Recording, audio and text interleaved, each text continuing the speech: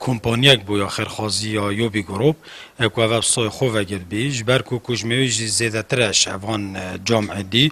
دیزاینه و فرقه لو معادت هنجی مزگفتت ما گیرود براستی اوید خیرخوازی به اعتبار ما چه سانسور السرنینن که هم نشین بجینه ایلا تو دی لزیله که هندای وقتا دا وقتتین مزگفت آواد کن وانا چو وقت نینن یه تحدید کری که هم بجینه خلال 2 سال دا 3 سال دا تده خلاص کی اوانا جناب ما عمدن هاتا تأخیر کنن هم گرک جارال گل آخفتین ما گازندت خلک محل گهاندنه بس به اعتبار اوه آوا کرن و دانان بو اف دانان هنجی بلکه دیزاینه که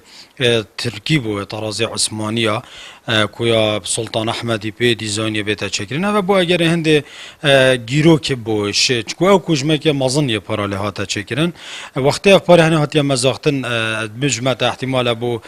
شریکه که دست نداتن پراسنوی پاره هنه تیام که لبشتین گرین ما بو مهاتینه کو اف کسی بیت مزگفت آوا کد لازم کوجمه که پاره بدان تا بنقه اگر شرط کی خاصنه نکد نبشته کسی که زیتر و آوا بکد لحظه گونده مزگفت تن راستش و پتر جید گیرو بوینش بمتا اوجد بوينه 7 سال 8 سال حتى في قويجي خلصنا بوينه شجره في قيرانا هني احتمال اجي داي بيتن اوانا ادفيا بريكا افتتاح هوي بشكل كبر فرها في بيتا كرن